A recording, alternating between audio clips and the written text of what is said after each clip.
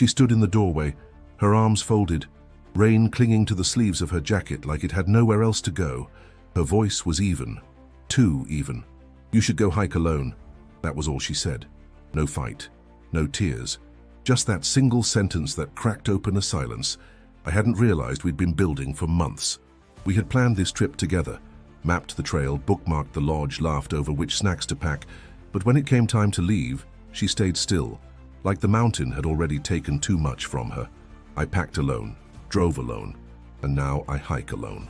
Before I tell you what happened next, what I found, what I did, make sure to hit subscribe. These stories aren't just mine. They might be yours too. I'm Jackson, 32. Professionally, I troubleshoot broken systems. Personally, I never learned how to fix the things that matter most. Maybe that's why I fell for her, Mia, with her chaotic playlists and those damn Polaroids she'd scatter across our apartment floor like breadcrumbs, leading to a life I thought we'd build together. Mia had a way of making everything seem like a memory before it even happened. "We'll tag this place next," she'd say, pointing to her screen, eyes lighting up with imagined sunsets and cabin fireplaces. One post in particular, a lodge halfway up Mount Elion wrapped in fog and wilderness, became her obsession. "One day," she whispered once, scrolling past it slowly, "this is where I'll feel most alive." Back then, I promised her we'd go, not just go, we'd stay. Hike in the mornings, cook in the evenings, get lost in each other in between. That dream dissolved somewhere between our last unpaid bill and our last unsaid apology. Still, I didn't expect her to say those words that morning. Didn't expect her to let me walk out without a goodbye.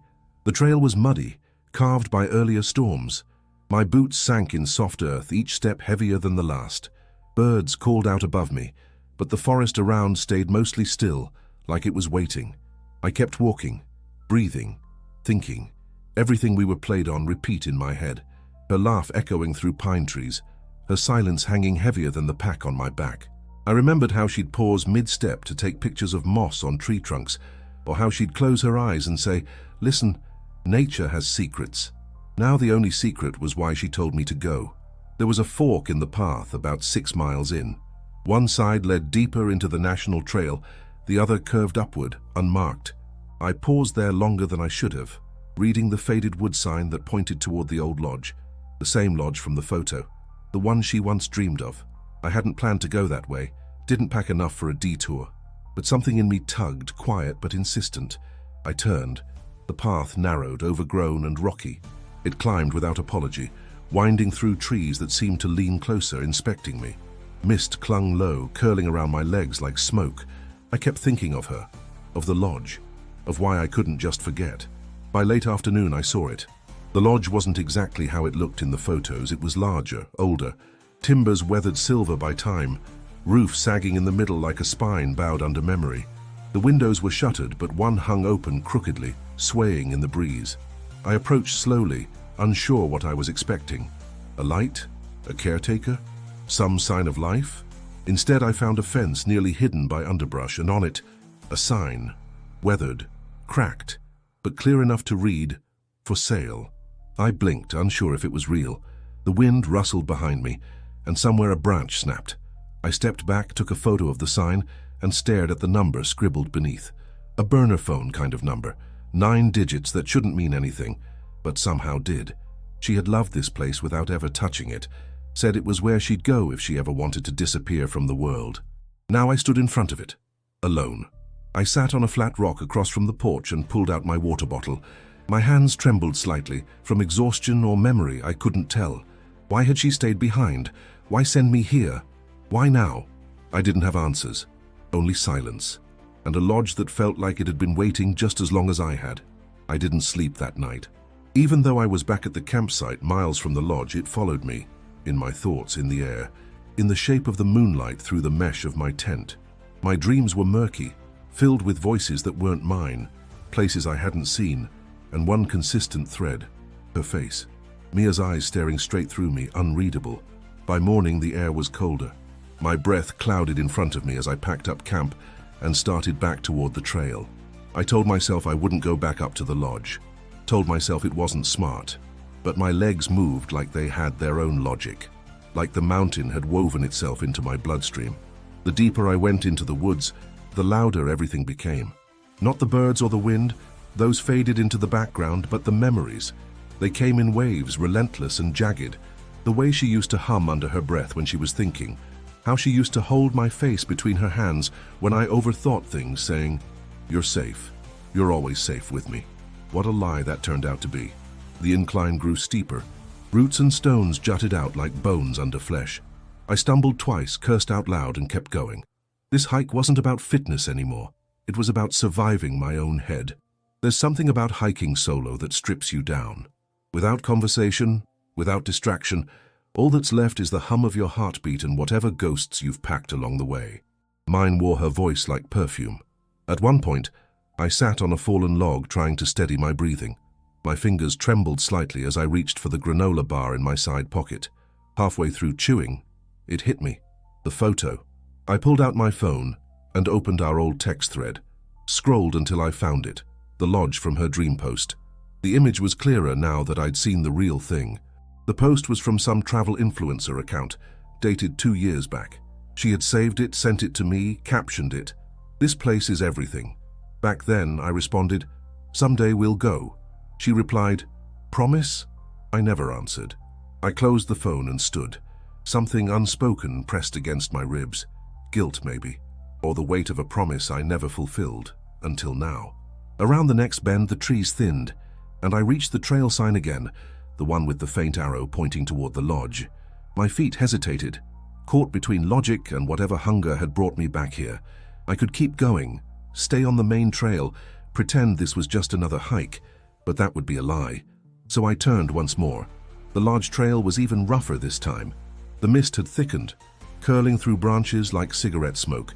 Every step felt like slipping deeper into a dream I wasn't entirely sure I wanted to remember. By the time the lodge came into view again, something inside me had shifted. The structure stood like a skeleton draped in fog, eerie and magnetic. I approached slowly, scanning the porch, the shutters, the mossy railing. Everything was as I'd left it, silent, waiting. I crossed the fence line again, stepping over the fallen gate. My hand found the rough wood of the porch rail. The texture grounded me, real, solid. I wasn't hallucinating. This place existed, and yet it didn't feel like it wanted to. I sat on the same rock as yesterday. This time I didn't take out my phone or any food. I just stared. The number on the "for sale" sign burned into memory. It wasn't about buying, not yet. I didn't even know why I was there again. But it felt unfinished. Like I'd stumbled into the middle of a story that had been waiting too long for someone to turn the next page. I leaned back, eyes tracing the roofline. It sagged with time, but not decay. The bones were good. She would have said that. She always saw potential in broken things. Except me, I guess. I laughed under my breath, a bitter sound. Then I whispered, "I'm here, Mia." Maybe it was stupid. Maybe it was grief. But I waited, just in case the mountain answered. It didn't, but something inside me did. A slow, quiet click, like a key turning. The front door groaned open on the third push. It wasn't locked, just swollen with rain and time. The hinges cried out, reluctant but resigned, and then I was inside. The air was stale, thick with the scent of cedar, mildew, and something else. Dust-covered memory. It wrapped around me like a forgotten blanket, heavy with things no one had touched in years. The main hall stretched out wide, lined with old wood beams and a cracked stone fireplace. Furniture remained, barely. A few toppled chairs, a sofa with stuffing exposed, cobwebs linking lamp to ceiling like abandoned handshakes. It wasn't destroyed, just paused, like someone left in a hurry and never came back. I walked slowly, afraid of making noise. My boots creaked against warped floorboards. In the corner, a framed photograph hung crooked. I straightened it without thinking. A family. Unknown faces smiling in winter coats, the lodge bright behind them. She would have loved this place. I could almost hear her voice, breathless and amused. "It's perfect, Jackson. Wild and weird and full of ghosts." That was her kind of dream, somewhere no one else cared to claim. The lodge didn't feel haunted, not exactly, but it felt bruised. In the dining room, I found a long wooden table still set with mismatched plates, faded napkins, and a candlestick that had melted down to a puddle of wax. Dust coated everything, but there were no signs of vandalism, just time doing its quiet work. I moved room to room, each revealing fragments of a story I didn't yet understand. a bookshelf with torn covers, a piano missing 3 keys, a staircase with a broken step halfway up. I climbed it anyway. Upstairs, the hallway branched off in both directions. I chose left. The rooms were small, once cozy, now stripped. Mattresses curled at the corners. Curtains hung limp. One door was stuck. I didn't force it. The last room had a balcony. I stepped out. The view was breathtaking. Trees rolled for miles, their tops kissed by the drifting mist. A hawk circled above, distant and sovereign. For a brief moment, I felt small in a comforting way, like the mountain didn't care what brought me here. It just let me exist. When I turned to go back inside, I noticed it, carved into the wooden railing in faint letters. "This place is where I'll feel most alive." My breath caught. She had said those exact words.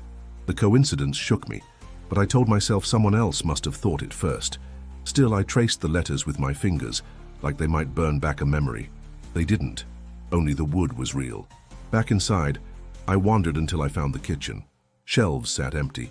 A rusted stove leaned slightly to one side. The fridge had long since given up, but the sink worked. I turned the faucet, expecting nothing, and got a sputtering cough of brown water before it ran clear. Cold, clean, steady. I couldn't explain it, but something about that made me smile. In the corner of the kitchen, nailed to the wall beside the pantry, was a faded sign with peeling paint. "For sale. Call 907-771-2645. Same number from the fence outside." I pulled out my phone and dialed it before I could second-guess myself. 2 rings, then 3. I expected a robot, maybe a disconnection, but someone answered. "Yeah?" a man said, gruff, almost irritated. Hi. I saw the sign for the lodge. I'm up here right now." Silence. "You serious?" he asked eventually. "Yeah. Is it still for sale?" Another pause. A long exhale. "Still standing?" "It is." A dry chuckle. "Well, that's something." He told me it had been on the market for 3 years. No buyers. Too remote. Too much work. But if I had cash or credit, he'd make it easy. How easy? Let's just say I'm not looking to get rich, just want it off my hands. I asked for the price, he told me, and I laughed out loud. It was less than a new car for an entire lodge. "Can I think about it?" "You can, but you won't get cell service once you leave the ridge. Signal dies halfway down." "Of course it does." I hung up, stared at the walls, the sagging beams, the dust-draped furniture, and I asked myself, why was I even considering this? But deep down I already knew. She wanted this place. She had dreamed of it, whispered about it in sleep, stared at its photos like they were maps to some better life. Now I stood inside it, alone. Maybe that meant something. Or maybe I was just crazy enough to make it mean something. 2 weeks later, I signed the papers in a half-lit office above a gas station in Anchorage. The owner, whose name turned out to be Len, looked like someone who'd seen too much winter and smoked through all of it. His handshake was brief, his eyes alert in a way that suggested he didn't trust anyone, not even himself. Still, the transaction was clean, the title transferred, my card cleared, and just like that, the lodge was mine. No ceremony, no confetti, just a set of rusted keys and a worn envelope that smelled faintly of mold. He didn't say much except, "Be careful up there." When I asked what he meant, he shrugged. "Old place, older stories. You'll see." I laughed, more out of discomfort than humor, and thanked him. On the drive back, the mountains loomed like quiet witnesses. The higher I climbed, the more disconnected I became. No signal, no noise, just winding roads and dense trees, and the kind of silence that can't be faked. When I arrived, it felt different. This time, the lodge didn't look abandoned. It looked patient. I unlocked the front door and stepped inside, holding the keys like they meant something, like they proved I belonged. The first thing I did was open every window, let the mountain air pour through the rooms like a reset. Dust swirled in the sunlight, dancing in slow spirals. I took it all in, each creaking floorboard, every crooked frame, every nail left hanging. Owning something like this wasn't about investment or practicality. It was about madness, maybe healing, or maybe just refusing to let go of something I didn't even understand.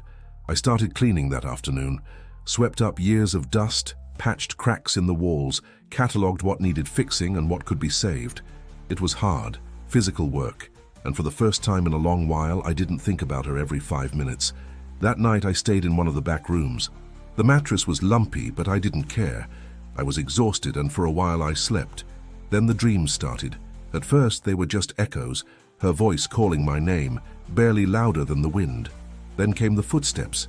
I'd wake up convinced someone had just left the room, but I was alone, always alone. Still, I chalked it up to stress. Long days, deeper nights, a mind adjusting to isolation. But something kept scratching at the back of my thoughts. One morning I woke up before dawn. The air inside was freezing. My breath clouded in front of me. I went to the living room and found the front door slightly open. I knew I'd locked it. I double-checked every night.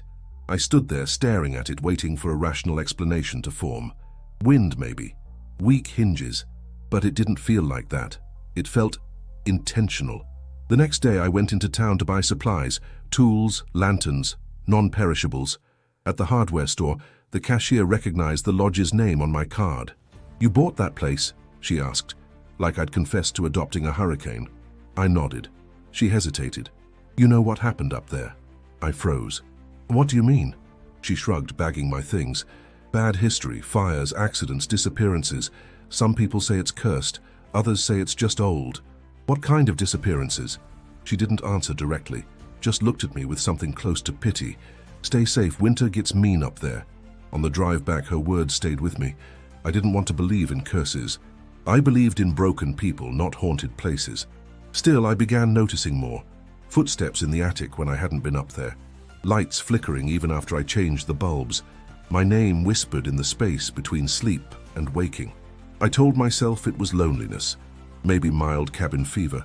I hadn't spoken to anyone in days, but I also hadn't told anyone my name. By the third week, I'd cleaned most of the lower floor, fixed the plumbing, repaired a busted window in the front hall. It was starting to feel livable, but the nights were worse. Every time I lay down, I felt watched. I stopped using the back room and started sleeping near the fireplace, where the light stayed longer and the shadows were easier to track. One evening, while patching a hole in the upstairs hallway, I noticed something odd, a section of wall that sounded hollow. I pressed against it, knocked twice. It echoed back. I didn't act on it. Not yet. Instead, I went back downstairs, poured myself a whiskey from the emergency stash I'd brought, and sat beside the cold hearth. The fire was dead, but the house wasn't. It breathed. Quiet, measured, like it remembered things I didn't. I found the first letter by accident. I'd moved a warped dresser in one of the upstairs rooms, the one with the balcony, and noticed a plank that shifted underfoot. It wasn't loose like the others. It gave slightly, then resisted, as if it had been placed intentionally, not just worn over time. I pried it up with the back of a hammer, expecting maybe a dead mouse or a stash of old coins. What I found instead was a bundle wrapped in oilcloth, yellowed and brittle at the edges. I unwrapped it slowly. Inside were letters, dozens of them, folded neatly, some tied with red thread, others loose and stained with time. Each one was addressed the same way, to Mia. Not my Mia, a different one. Or maybe not. The first letter was dated June 1987. The handwriting was neat, almost elegant. It read, "Mia, I keep fixing this place for you. The roof's holding now. The upstairs bath works again. I even cleared the blackberry vines out back like you hated. Still no word. Still hoping you'll come. I miss your laugh. I miss your silence more." I read it twice. Then I read the next one. And the next? They painted a picture. A man named Ethan. A woman named Mia. The same lodge. The same obsession. He bought it for her. Said it was their sanctuary, their fresh start. But as the letters progressed, something shifted. The tone darkened. July 8th. "I saw someone near the ridge trail today. Thought it was you. Ran until my lungs burned. It wasn't you. I fell. Cut my hand. The rocks here remember pain. They hold it." July 15th. "You said you'd feel alive here. I feel nothing now. Just echoes. I whisper your name into the trees. They don't answer anymore." By August, the ink started to smear. The letters became frantic, uneven. August 3rd. "I found your hairbrush, still in the drawer. It's been weeks. I know you're still here somewhere. I'll find you. I promise." Some were written on napkins, others on torn notebook pages. The final ones were near illegible, words overlapping, sentences half finished. August 17th. They say you left.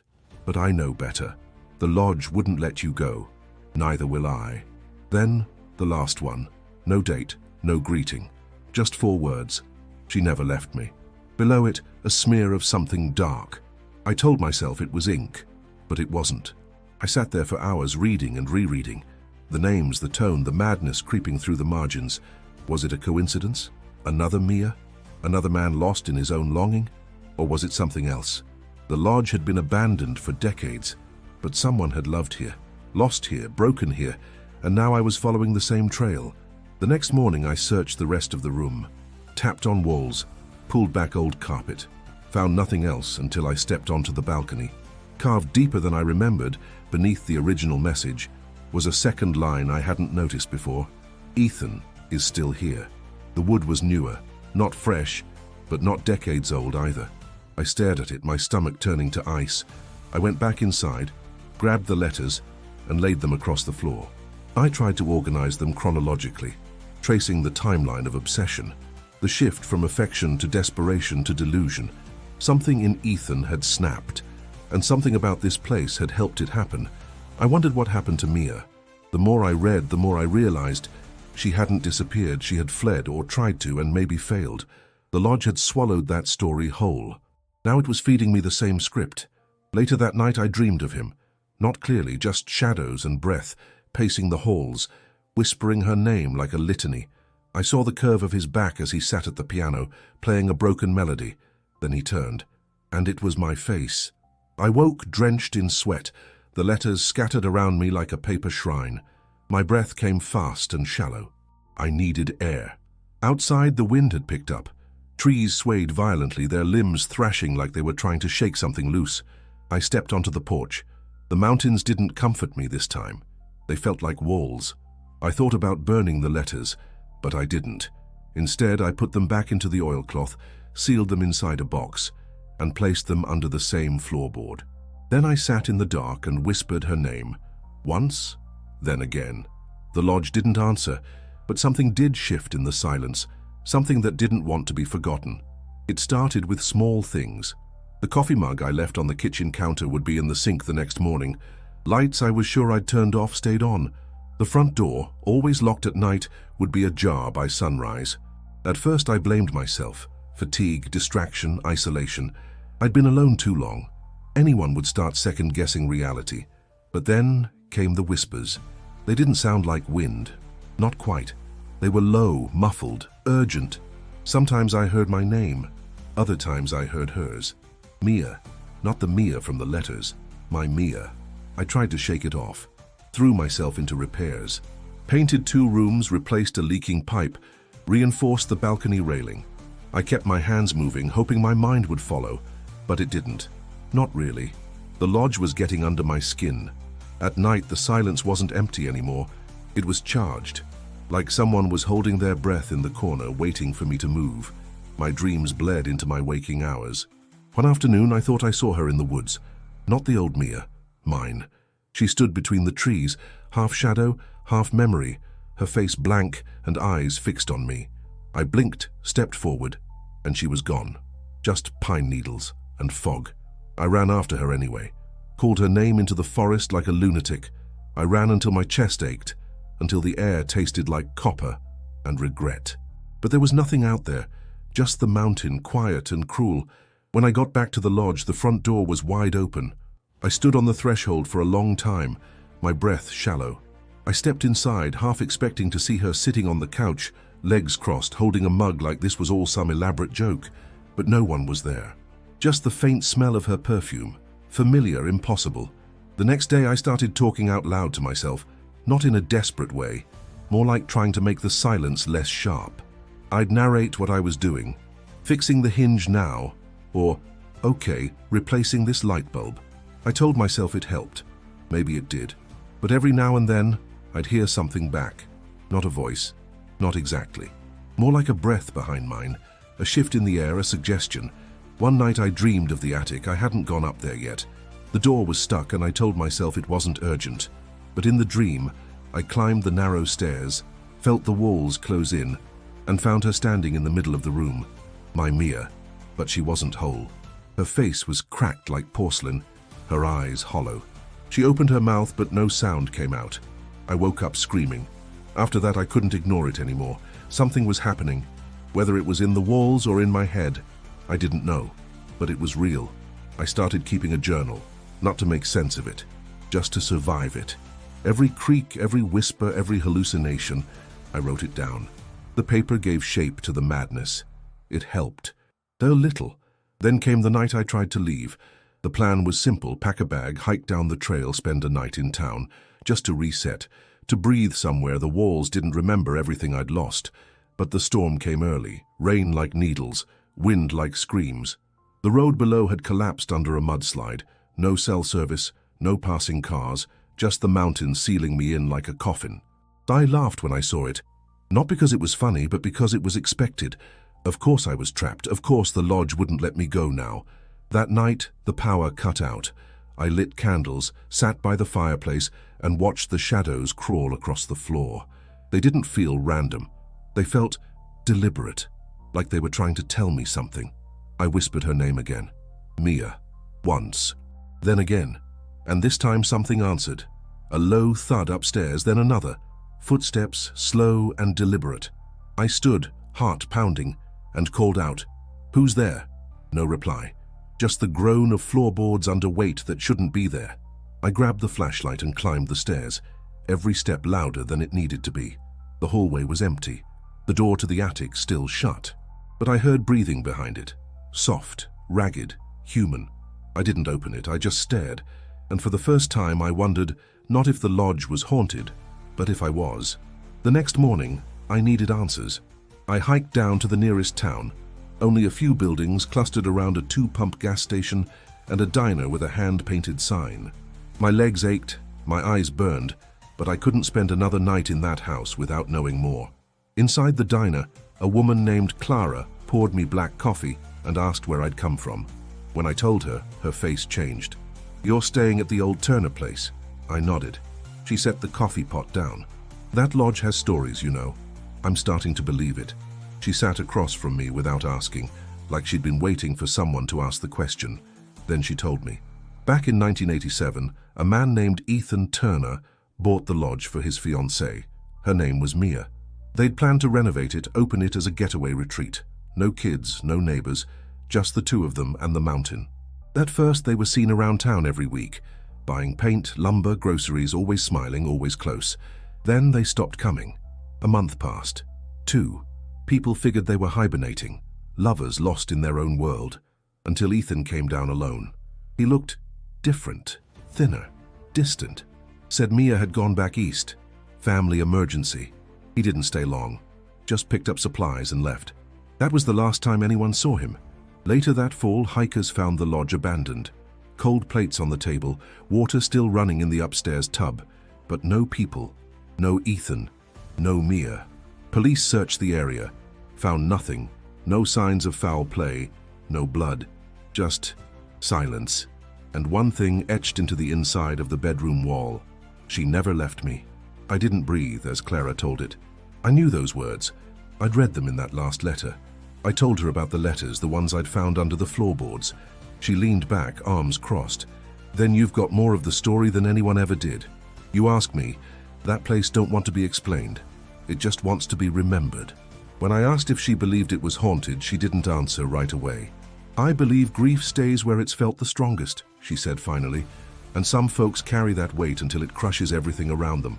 I thanked her, left cash on the table, and walked out into the cold. The hike back was brutal. My legs screamed.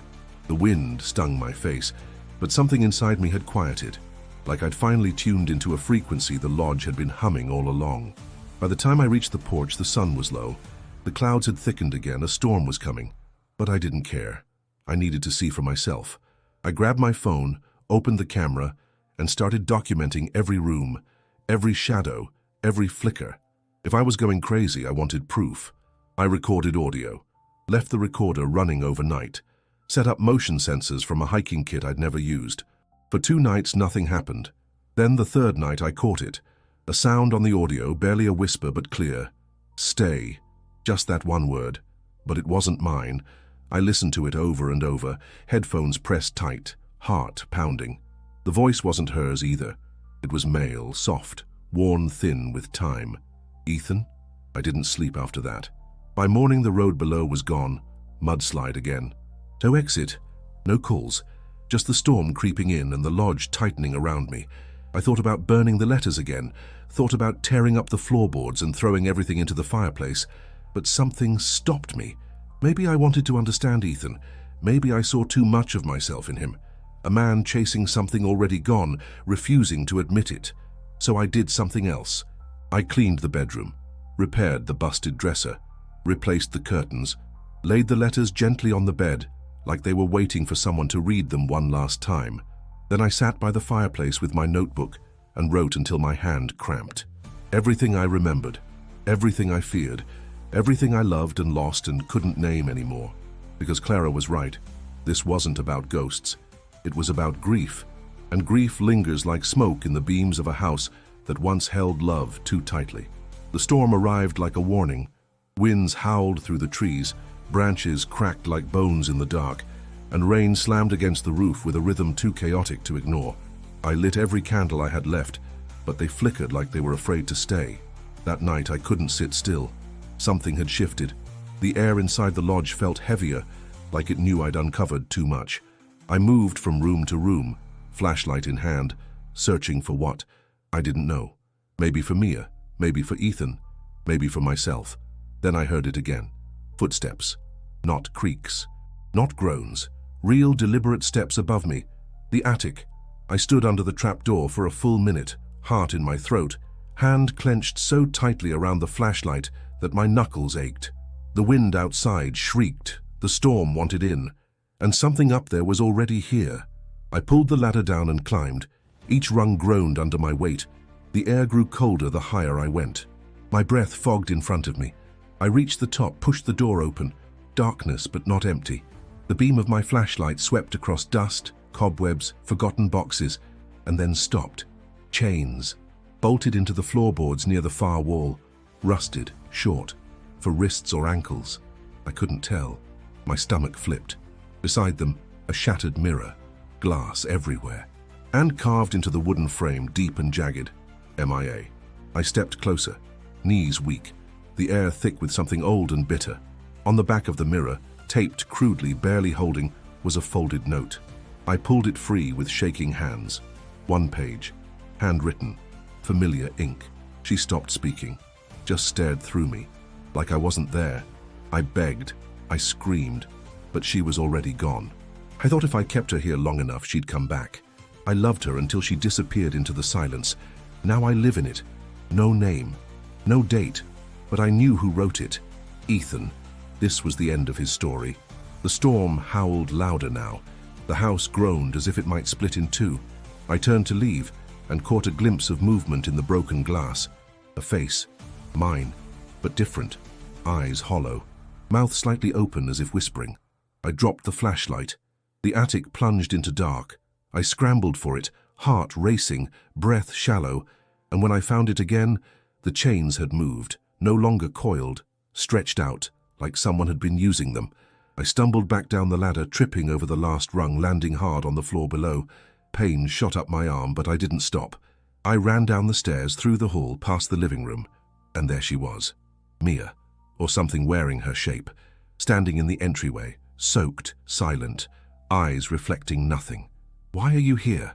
I whispered. She didn't answer. "Are you real?" Still nothing. I took a step forward. She didn't move. Her hands hung by her sides, fingers twitching slightly. "I came because of you," I said. "Because I thought this place mattered, because I couldn't let go." Still no answer. But I saw it now. She wasn't her, not anymore. Maybe never was. Maybe just a fragment, a shadow, a memory this lodge had held onto like Ethan did. I reached for her, slowly, carefully. She vanished, gone like breath in frost. And in her place, silence. Not peaceful, dead. I stood there for a long time, staring at the empty spot she'd filled, trying to understand what any of it meant. The chains, the letters, the mirror, the name carved over and over again. And then it hit me. This wasn't about Mia at all. Not mine, not Ethan's. It was about us. Men who didn't know how to let go, who built shrines to women they'd already lost, who thought love could be preserved in walls and floorboards, in silence and madness. It couldn't.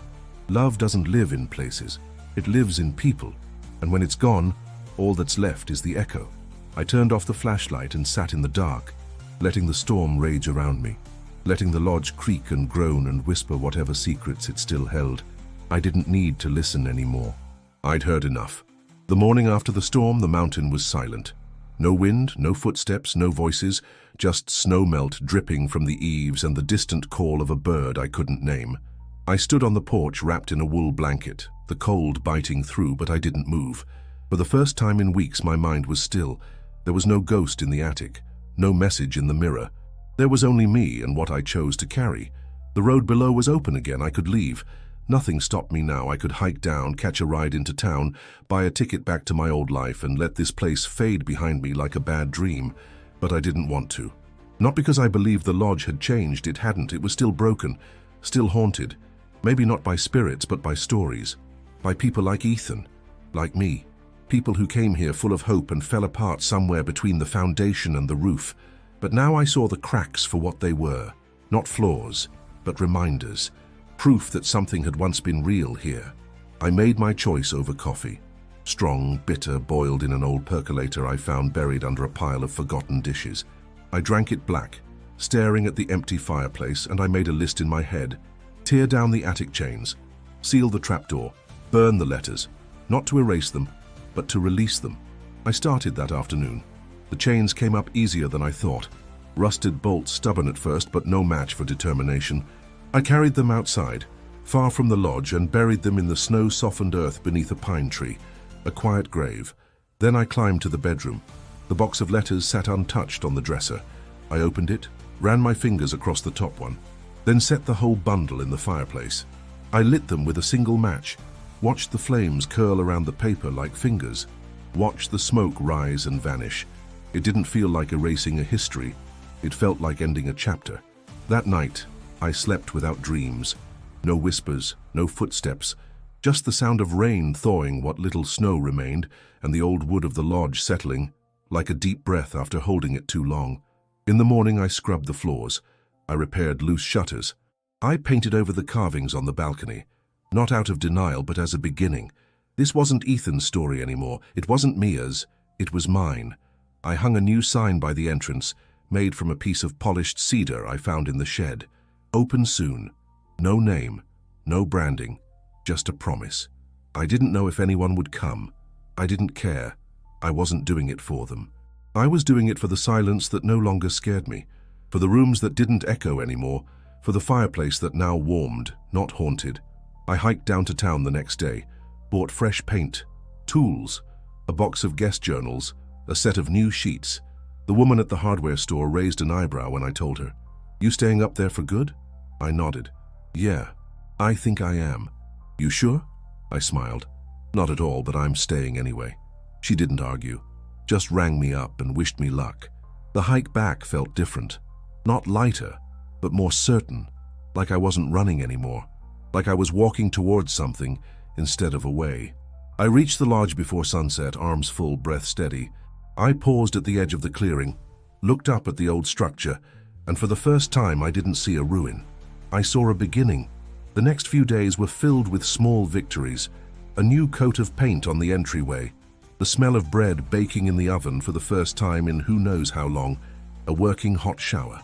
By the 5th day I had music playing through a Bluetooth speaker and a kettle whistling on the stove. It wasn't perfect, but it was mine, and it no longer whispered Mia's name. Only mine. Opening day came quietly. No grand unveiling, no crowd. Just a rust-colored pickup truck crunching up the gravel path around mid-morning, and a couple from Oregon stepping out, blinking against the crisp mountain air. They smiled, said the lodge looked better than the pictures, asked if I was the owner. I nodded. Their names were Anna and Drew. They'd seen the listing online. An old lodge in the mountains, no frills, off-grid charm. The kind of place people went to remember they had lungs and hearts and lives outside of Wi-Fi. They were my first guests. I gave them the corner room with the best sunrise view. stocked the nightstand with a fresh candle and a blank guest journal, offered them a thermos of coffee and a trail map marked with my favorite paths. They looked happy, light, unburdened, and I realized I envied them a little, but not in a bitter way, in a way that reminded me I'd made it through something. Over the next few days, more guests arrived. A retired teacher with a notebook full of poems, a photographer chasing mist, a mother and daughter trying to reconnect. None of them asked about the past, they just breathed, laughed. Let the silence hold them the way I once feared it would break me. At night, I sat on the porch and watched the stars sharpen. No light pollution, no noise, just that endless expanse of cold beauty overhead. That's when the message came. From her, my Mia, a simple DM on an old social account I hadn't deactivated. I saw the photos. The lodge looks incredible. I'm glad you found it. I miss the mountain. No anger, no regret, just a few words. A quiet bridge between what we were and what we'd never be again. I stared at the screen for a long time. Then I closed it. Didn't respond. There was nothing cruel about it. Just complete. Some goodbyes don't need more than a breath. The last night of the first month, I lit the fireplace, poured a glass of wine, and read the guest journals. They were filled with tiny moments. Gratefulness for the quiet, surprise at the clarity of the stars, joy in the creak of the old floorboards. The lodge had a new story now, not of chains or ghosts or loss, but of warmth, of beginnings. One journal entry stopped me. Written in delicate handwriting, I don't know why I came here. I just needed to go somewhere that wasn't familiar, but this place, it reminded me how to feel again. I closed the book gently. That was enough. I walked outside, stood under the same pine where I'd buried the chains, and let the air wrap around me. It didn't feel heavy anymore. It felt honest. The lodge would never be perfect. It would always carry the weight of what came before me, just like I would always carry mine. But now both of us knew how to let go. Before you go, if this story left even a small imprint, if something in you shifted or settled, hit that subscribe button. There's more where this came from, and don't forget to click on the video waiting on your screen. Trust me, it's one you'll want to hear.